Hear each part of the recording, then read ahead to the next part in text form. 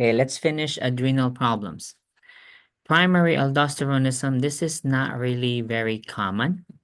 So this is caused by a tumor.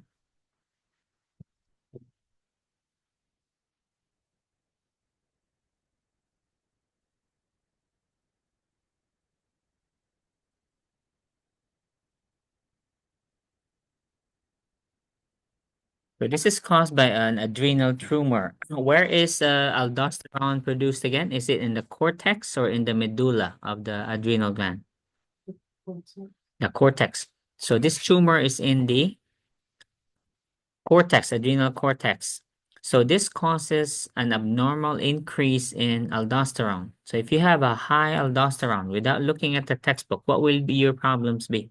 Your sodium levels will be, and your potassium will be, and your blood pressure will be. And what are manifestations of high blood pressure? Really severe high blood pressure. Headache, diaphoresis, nausea, vomiting, right? So those will be the manifestations. So the name is Conn syndrome. So primary aldosteronism is also called Conn syndrome. As already mentioned, your number one problem is hypertension, severe hypertension, and consequences, of course, of your blood pressures 280 over 170, you're at risk for heart attack and stroke. Okay, so your coronary arteries will suffer, your cerebral arteries will suffer, and not to mention kidney damage as well.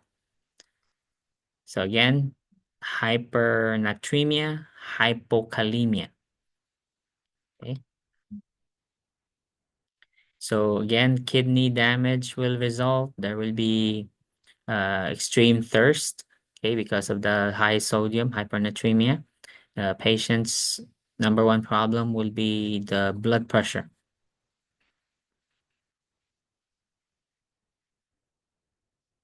I have no questions on the diagnostic testing. There's really no nursing role there. Management will be, of course, removal because again, this is caused by a tumor, right? So the surgical management will be the removal of the adrenal gland. Again, you can't pry the tumor out of the adrenal cortex. I mean, how? It's growing inside the same gland. So you have to remove the tumor and the gland together. So post-op management will be depends.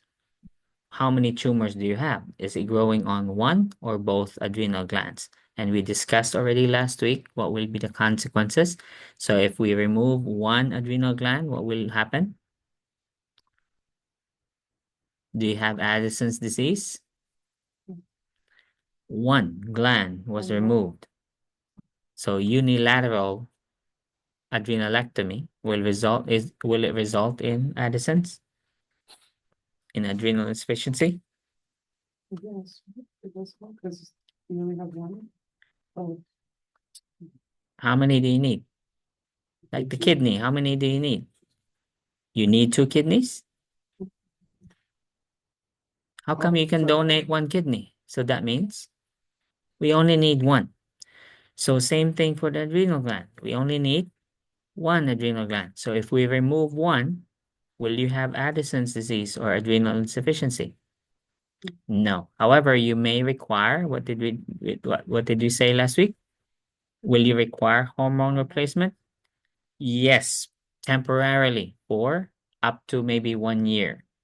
Okay, until the remaining gland compensates for the loss of the other gland. What if you're very lucky, you have Conn syndrome in both, you have the tumor growing in both adrenal glands. What will happen to you now?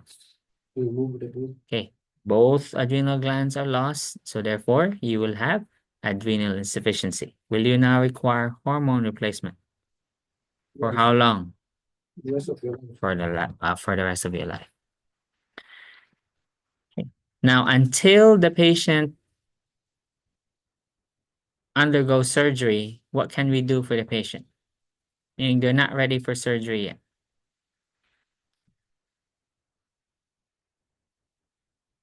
How can we manage the problem? Patient has high levels of aldosterone, blood pressure so high. We don't take medication. Medication? Okay, so is it gonna be one antihypertensive? Mm, Okay, so there will be several. So we'll be giving diuretics, ACE inhibitors, beta blockers, calcium channel blockers. Okay, so a slew of antihypertensives in order to control the symptoms. Nursing management, of course, is to will this include neurologic assessment? Miss Charles, Hmm? yes or no? What was the question? Sorry. Sering, will this include neurologic assessment in when caring for someone with Conn syndrome? Why? Correct. Why do we include neurologic assessment? Because, there's a tumor. Where is the There's a- tumor? But it's on treatment, Correct. but doesn't it also the salt, that also the sodium production, right? Okay, there will be neurologic manifestations of hypernatremia, but what's the other rationale really? What's the consequence of really high blood pressure? Um, of the- What could happen to you? Stroke. So we assess the neurologic function. Is the patient having a stroke? All right.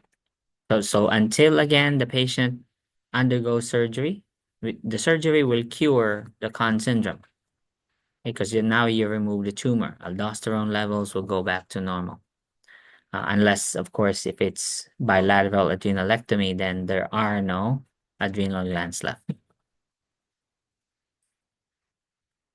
And because if you let's say you do lose both adrenal glands to surgery, then what will be the treatment? Because now you develop adrenal insufficiency or Addison's disease. So what will be the treatment now? Hormone replacement. So these are the hormones that will be prescribed. Among these, the most frequent is hydrocortisone. So almost everybody is on hydrocortisone. And these are the brand names. Solucortef. Two reasons. These are the cheapest option and also has a dual effect, meaning it doesn't just function as a glucocorticoid, but also mineralocorticoid, meaning it has both effects of cortisol and aldosterone at high doses. Any questions on Conn syndrome? No. All right. So since these patients we discussed last week, Addison's disease as well as adrenal insufficiency, and what was the life-threatening condition again? Acute adrenal crisis. Okay. What were the, give me two causes of acute adrenal crisis? Causes or triggers, Mr. Helder, Miss Cynthia. Very good. Give me examples of stress. What would be considered stress? Okay, this exam. What else? Or when they're sick, right? Okay, so any illness, all right? Does it have to be trauma? Yeah, including surgery. Does it have to be a physical stressor? Yes.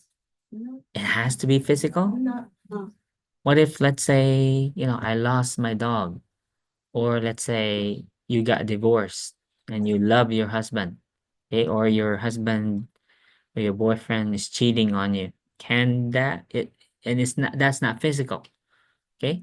So that won't trigger adrenal crisis.